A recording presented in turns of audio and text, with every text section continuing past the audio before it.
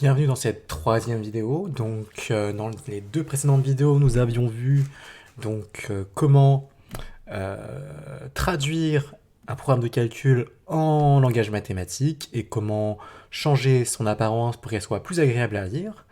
Donc nous avions vu plusieurs techniques, le développement, pardon, la distributivité, la simplification et la réduction d'expressions, qui sont toutes des techniques qui permettent de euh, rendre un calcul, une expression littérale plus simple à lire, tout comme on embellirait une phrase après une traduction mot à mot d'un langage à l'autre.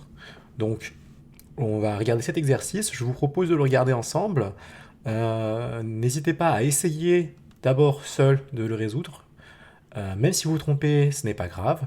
Essayez au maximum de faire ces 4 questions, puis ensuite suivez la correction. Donc c'est parti. Regardons la question 1. Si le nombre de départ est 1, montrez que le résultat obtenu est moins 15. Alors, très très similaire à la question d'avant, dans la vidéo d'avant, pardon, à la question de la vidéo d'avant. Donc, comment on va faire On va faire de la même façon qu'on a fait. Alors, en fait, le schéma est déjà présenté ici, donc on va pas s'embêter trop. Donc, choisir un nombre. Prenons 1. Montrer que le résultat obtenu est moins 15. Alors, calculer son double. Je prends 1, je calcule son double. Je vais obtenir 1 fois 2. Je soustrais 5. Je vais obtenir 1 fois 2 moins 5. De l'autre côté, je calcule le triple. Donc, je prends 1 et je multiplie par 3. Et là, je prends 1 fois 3 et j'ajoute 2. Très bien. Donc ensuite, on nous dit qu'il faut multiplier les deux nombres obtenus. Donc, de ce côté-là, j'obtiens 1 fois 2 moins 5. Et de ce côté-là, je multiplie avec 1 fois 3 plus 2. Mais attention, si j'écris ça comme ça, il y a un problème, c'est que là, la multiplication va être prioritaire, les multiplications vont être prioritaires, donc je vais commencer par faire 5 fois 1. Mais c'est pas du tout ce que je veux faire. Ce que je veux faire, c'est multiplier ça, le résultat de ça, avec le résultat de ça. Donc il faut que je mette des parenthèses ici. Hop. Je les mets en rouge pour qu'on les voit bien. Ok. Donc maintenant, on fait le calcul. 1 fois 2, 2, 2 moins 5, moins 3, fois 1 fois 3, 3, 3 plus 2, 5, moins 3 fois 5, je vais obtenir moins 15. Le résultat est moins 15. Voilà. C'est bien ce qu'on nous avait demandé, montrer que le résultat obtenu est moins 15, je ne me suis pas trompé. Ensuite, on nous propose maintenant, dans la question 2, donc on choisit un nombre x quelconque, en gros, laquelle des expressions, ces expressions ABC, représente le programme de calcul. Laquelle est la traduction en langage mathématique du programme de calcul? Est-ce le A, est-ce le B ou est-ce le C? Bon, on va essayer. Comment faire pour savoir? Eh bien, tout simplement, on va faire comme on a fait dans la vidéo précédente. On remplace, au lieu de choisir 1, on va commencer en choisissant x. Donc, x. Là, alors, où est-ce que j'avais remplacé? Je vais le surligner, c'est tout, partout où j'ai mis des 1. Partout où j'ai mis des 1, c'est la position du nombre qui varie, variable. Donc, je vais remplacer par x, qui est une lettre qui représente ce que je veux. Donc, c'est une variable. X fois 2, pas 1, x, pardon. X fois 2 moins 5. X fois 3. X fois 3 plus 2. Ensuite, on les multiplie. Donc, d'un côté, j'ai x fois 2 moins 5, multiplié avec x fois 3 plus 2, comme ceci. Alors, on n'est pas encore exactement arrivé. Là, on peut utiliser nos techniques de simplification pour rendre ça un peu plus joli à voir déjà. Donc, bon là, se débarrasser des parenthèses, c'est pas encore le moment, mais là, x fois 2, je peux transformer ça en 2x, moins 5, fois 3x, plus 2. Voilà, c'est toujours la même chose, mais c'est mieux présenté. Et là, on reconnaît que c'était l'expression b. Donc, hop, la bonne réponse était l'expression b. Alors, Lily prétend que l'expression grand D, qui s'écrit comme ceci, 3x plus 2 au carré, moins x plus 7 fois 3x plus 2, donne les mêmes résultats que l'expression b pour toutes les valeurs de x. L'affirmation est-elle vraie? Alors, en fait, Lily prétend que ce programme de calcul a une autre traduction possible qui est strictement équivalente, c'est ça. Comment faire pour savoir? Donc en gros, Lily nous demande de vérifier si cette expression-là et cette expression-là, en fait, ont le même sens, veulent dire exactement la même chose, mais sont juste écrites avec des mots différents. Comment faire? On va transformer soit cette expression-là en cette expression-là, soit cette expression-là en cette expression-là, soit on transforme toutes les deux en une nouvelle expression, et on vérifie que cette expression est la même pour chacun. C'est plutôt cette troisième méthode qu'on va faire ici. Donc, commençons par, du coup, il va falloir transformer, là, cette expression b. Et pas la transformer n'importe comment, on veut utiliser nos techniques de réduction, alors on veut se débarrasser de ces parenthèses, de ces prisons-là. Donc, on va développer pour se débarrasser des parenthèses, comme ça.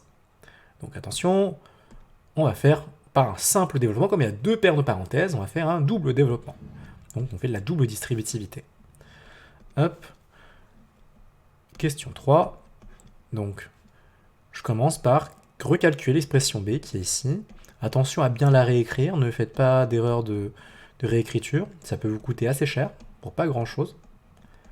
3x plus 2. Bon, je développe. Alors, comment on développe? Faut se rappeler, hein. Ce sont de la double distributivité. Il y a deux flèches. Les parenthèses sont des prisons. Il y a deux cellules. C'est la première cellule à gauche avec ces prisonniers-là, et la deuxième cellule à droite avec ces prisonniers-là. Et ils vont tous s'évader en s'aidant les uns les autres. Donc, ils s'aident comme ceci. 2x va se distribuer avec 3x, puis il va se distribuer avec 2. Et ensuite, moins 5, attention, ne pas oublier le moins, va se distribuer avec 3x et va se distribuer avec 2. Ok, on écrit les calculs maintenant. Attention à ne pas se tromper encore une fois, surtout sur les signes. Ça peut totalement fausser si vous vous trompez sur les signes. Donc 2x, je commence 2x fois 3x. Bien. Plus 2x fois 2.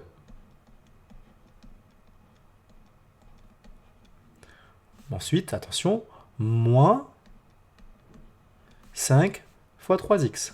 Attention, le moins, je le réécris, j'écris pas un plus cette fois. Moins 5 fois 3x. Moins 5 fois 2. D'accord? Attention, j'ai bien distribué le moins 5 ici. C'est très important, le moins va avec. Bon, une fois que j'ai fait ça, je calcule ce que je peux calculer.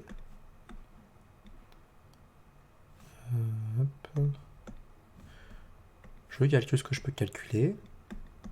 2x fois 3x, c'est fait. Alors je peux, en fait, on se rappelle que c'est 2 fois x fois, pardon. On se rappelle qu'en fait c'est 2 fois x fois 3 fois x. Comme il n'y a que des fois, je peux changer l'ordre, je peux faire plutôt 2 fois 3 d'abord, ce qui fait 6, et x fois x, ce qui fait x au carré. Plus 2x fois 2, pareil, je commence par 2 fois 2 plutôt, ça fait 4x. Ensuite, moins 5 fois 3. Moins 5 fois 3, ça fait moins 15. Donc j'obtiens moins 15x. Et là, moins 5 fois 2, j'obtiens moins 10. Donc, ici, là, j'ai calculé un petit peu. J'ai réduit un petit peu déjà. Et là, maintenant, je vais continuer de réduire. Je vais rassembler les termes de la même famille ensemble. Alors ici, c'est assez simple. Il n'y en a que deux, en fait, de la même famille. Il y a 4x. Et attention, on prend le signe avec moins 15x. Hop là, je devrais prendre le signe là, comme ça. Plus 4x et moins 15x. Bon, ils sont côte à côte déjà, donc j'ai pas grand chose à faire. J'obtiens 6x carré.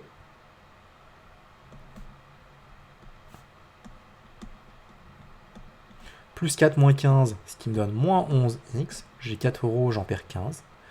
Moins 10. Bien, donc j'en conclus que l'expression B se réécrit de façon simple, réduite. 6x carré moins 11x moins 10. Très bien. Je continue. Maintenant, je vais regarder si l'expression D, par hasard, en faisant le même type de travail, je retombe là-dessus. Et dans ce cas, j'aurais bien montré que B et D, c'est la même chose. Donc, l'expression D, c'était, attention à bien la recopier, 3x plus 2 au carré.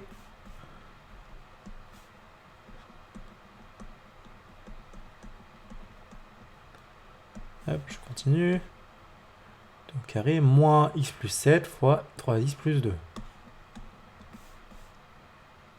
Hop. Moins x plus 7 fois 3x plus 2, comme ceci. Alors, comment on va faire ça?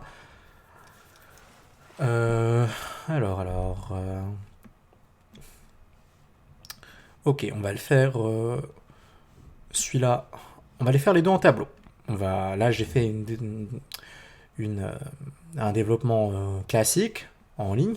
Je vous propose la méthode du tableau. Si vous préférez le faire en ligne, il n'y a pas de problème.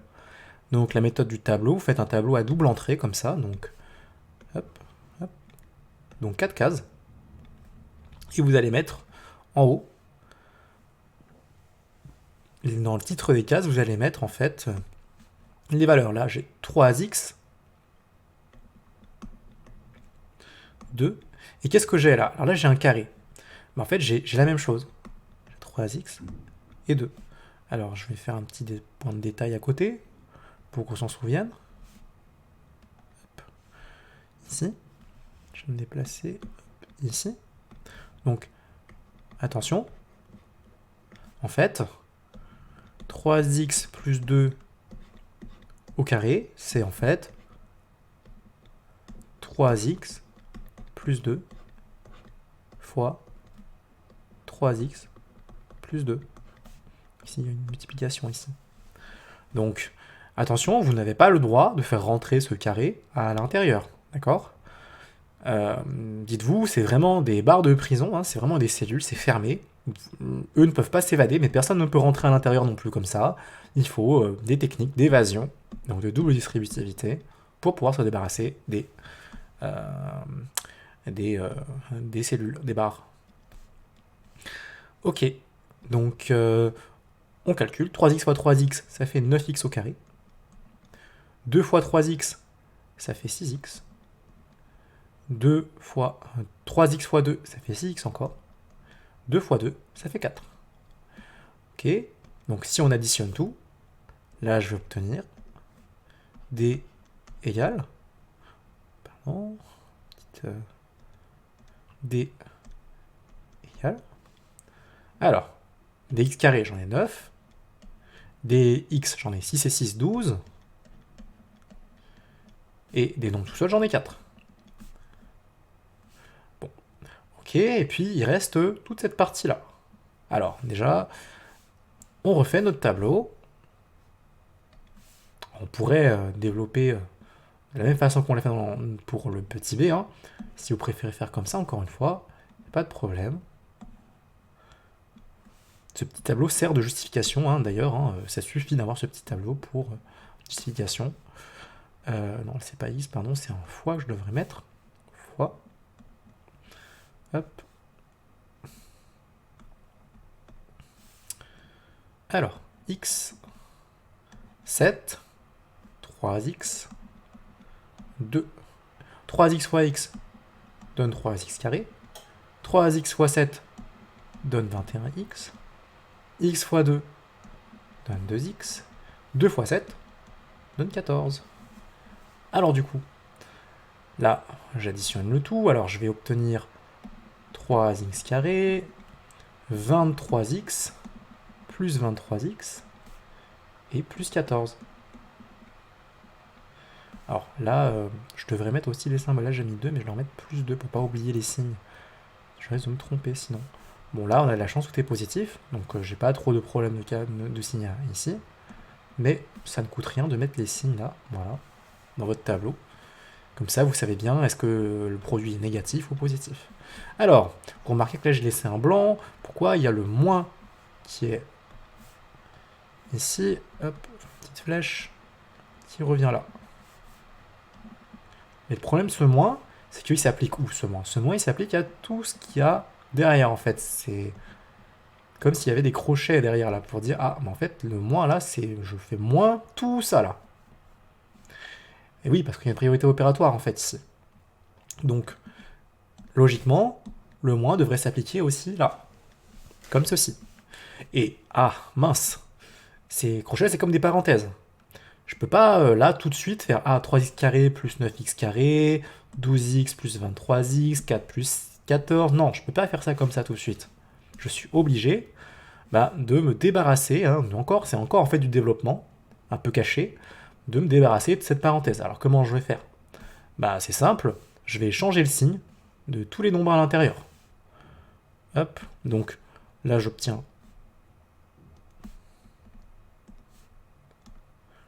D égale, alors je réécris ça, j'y ai pas touché.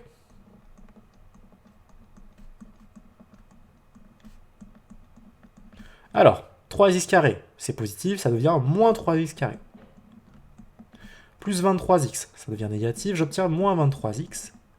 Plus 14, ça devient négatif, j'obtiens moins 14. Bien, maintenant je n'ai plus de parenthèses qui me gênent, je peux assembler ensemble les termes qui sont de même famille. Alors, on les met en couleur, termes de même famille. L'x carré avec l'x carré. Alors, ne pas oublier de prendre le signe avec. Les x avec le signe, avec les autres x. Et les nombres tout seuls avec les nombres tout seuls. Ok. On remet dans l'ordre. 9x carré, on les met côte à côte, en bougeant les signes avec. Moins x carré, plus 12x, moins 23x, plus 4, moins 14. Maintenant, on peut calculer, on peut simplifier, réduire, pardon. 9x carré moins 3x carré, j'en ai 9, j'en retire 3, il m'en reste 6. Moins 12x, plus 12x moins 23x, j'ai 12 euros, je perds 23 euros, j'ai une dette de 11 euros, donc moins 11x. 4 moins 14, j'ai 4 euros, je perds 14 euros, j'ai une dette de 10 euros, moins 10. Ah, vérifions au-dessus, bingo, j'ai bien l'expression de B qui était 6x carré moins 11x moins 10, qui est égale à l'expression de D, ici. Donc, on a bien montré ce qu'il fallait. Donc, petite phrase réponse, on dit que, alors, comment la question était formulée pour répondre? L'affirmation de Lydie est bien vraie.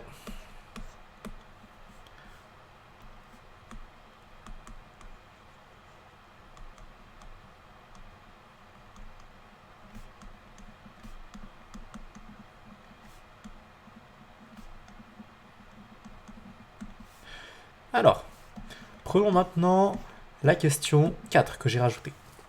Lily a obtenu 0 comme résultat en choisissant son nombre. Quel nombre de départ a-t-elle pu choisir? Alors, quelle est la meilleure forme ici pour répondre à cette question? Sur quoi faut-il se baser? Alors déjà, il faut comprendre que là, on cherche une valeur de x. On a un x, d'accord? Donc on prend ce schéma-là, prenons ce schéma-là. Et dans la question 4, donc je vais écrire à côté, je vais faire une petite séparation. Voilà. Dans la question 4,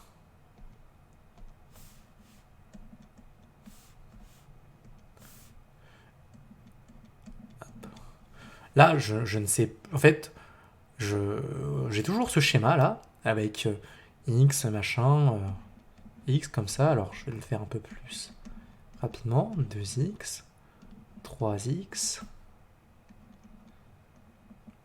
2x moins 5, 3x plus 2, et à la fin qui se multiplient ensemble, donc on obtient 2x moins 5 fois 3x plus 2. Mais, attention, je sais que ça vaut 0 cette fois. Je sais que à la fin, j'ai trouvé 0. Je me demande quel est le nombre de départ. Je ne peux pas choisir ce x cette fois. Je remonte en fait, j'aimerais bien faire ça à l'envers. Alors je peux pas exactement, mais c'est un peu l'idée. Je remonte cette fois. Je pars du résultat et je veux retrouver le nombre de départ. Ça veut dire que mon nombre de départ, je peux plus le choisir. Il est fixé. Donc là, j'essaie de trouver. C'est un peu comme si vous aviez, pour les fonctions, là, vous avez un antécédent, un nombre de départ, et vous avez l'image, vous savez que l'image, c'est 0. Vous demandez quel est l'antécédent, quel était le nombre de départ. Bon, comment va-t-on faire? Alors, si je réécris cette ligne-là,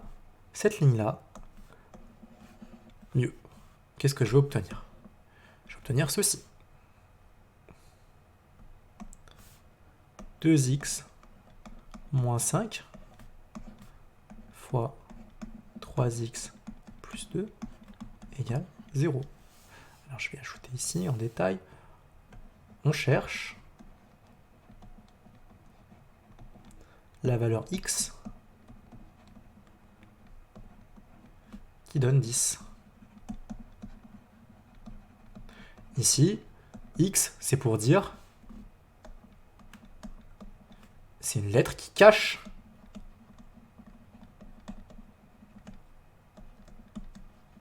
c'est plus du tout le même rôle, qui cache un nombre.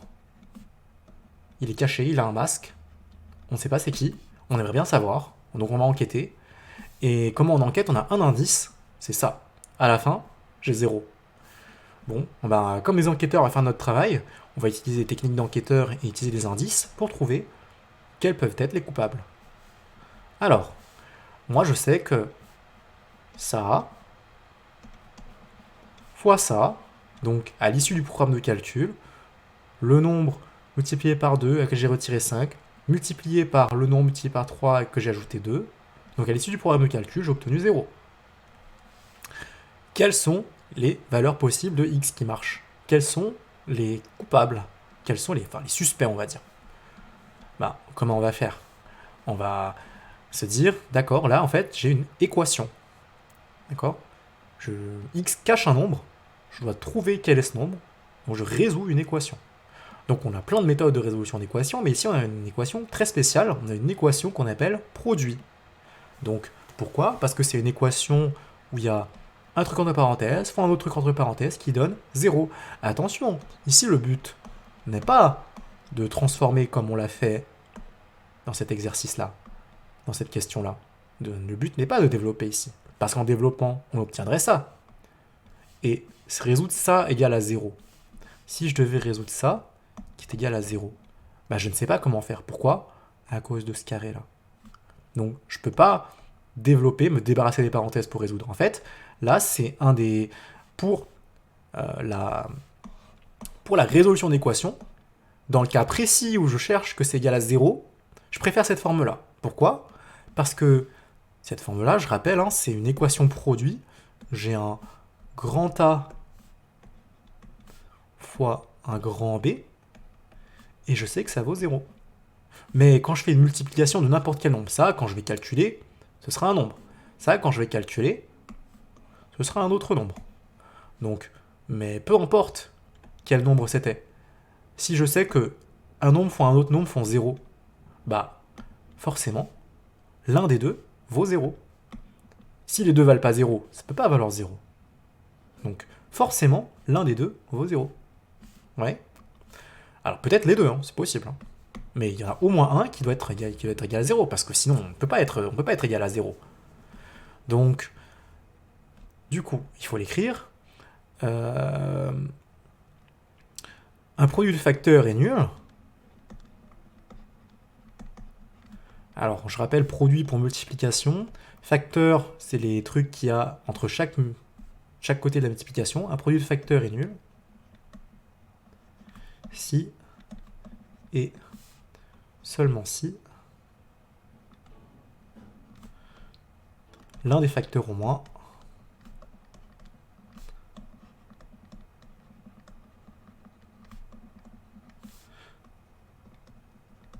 est nul. Donc, trouver la valeur pour laquelle ça vaut 0, ici, là, c'est pour les équations, vous remarquez vraiment hein, que là, c'est pas pratique de développer. Je veux pas, en fait, je veux pas rendre ça trop simple. Hein. En développant, bah, je rends la phrase plus simple, mais je perds de la nuance. Je perds des détails, des petits détails que il n'y avait pas, hein, que j'ai plus hein, dans ma nouvelle langue. Donc, si je transforme trop, je perds des détails, je perds en nuance. Et je peux plus le résoudre en fait. Je peux plus savoir. J'arrive plus à savoir, pour cette question précise, qui était le nombre de départ pour obtenir 0. Donc là, je veux pas transformer. Mais alors, comment on sait quand il faut transformer ou pas? Ça, c'est compliqué. On sait qu'il faut transformer quand on vous dit « Ah, montre que cette expression est égale ». On sait qu'il faut laisser un truc comme ça quand on me demande « Ah, mais ça vaut 0, et là, je reconnais une équation produit. » Et l'équation produit, c'est facile, parce que si une multiplication est nulle, alors l'un des deux facteurs est nul. Donc soit on en déduit du coup 2x, soit le grand A, là, 2x moins 5 est égal à 0, soit 3x plus 2 est égal à 0. L'un des deux, ou même les deux en même temps, c'est possible. Alors là, je résous deux toutes petites équations, très faciles. J'obtiens 2x, alors, moins 5, mais moi je veux me débarrasser de ce 5 à côté du x qui me gêne, donc je fais plus 5 pour compenser. Donc 0 plus 5, ça va faire plus 5. Donc, je vais me réécrire le 0, tiens. Hop. Ensuite, bah, j'obtiens 2x est égal à 5. Et donc, j'en déduis que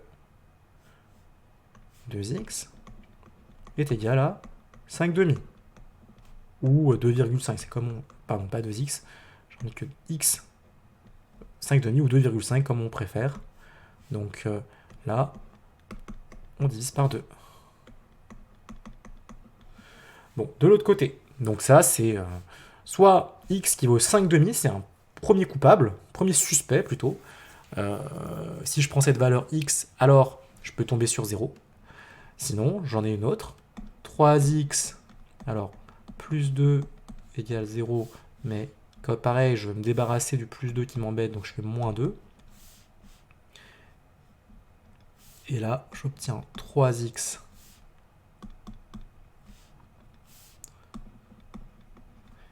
égale moins 2, d'où x égale moins 2 tiers. Attention, ici, je n'ai pas la possibilité de l'écrire sous forme décimale, car 2 tiers, c'est un nombre qui ne peut pas s'écrire sous forme décimale. En tout cas, pas de manière exacte. Hop. Par 2. Non, c'est pas par 2, par 3, pardon. Divisé par 3. Donc, on en conclut que hop, les nombres de départ possibles étaient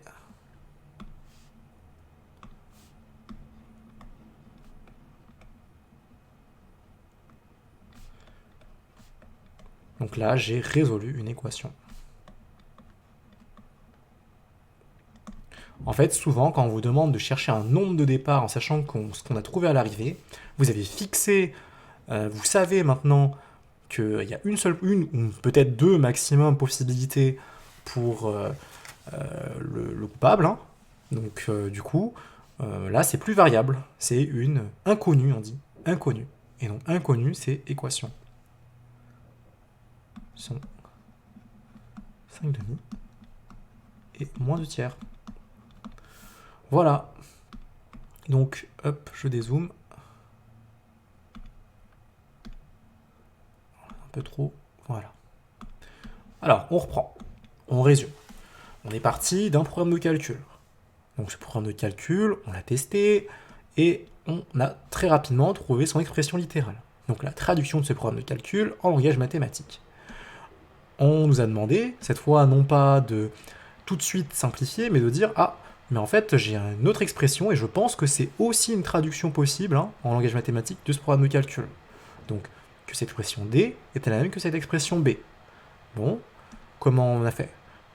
On a utilisé une technique de transformation. Alors, on avait déjà vu distributivité, simplification, réduction. Là, on ajoute une nouvelle technique qui est la double distributivité. D'accord? Pensez cette fois aux voleurs qui sont enfermés dans deux cellules différentes, qui cèdent chacun pour s'échapper. D'accord? Donc, là, on double distribue. La méthode toute bête avec les flèches, ça marche.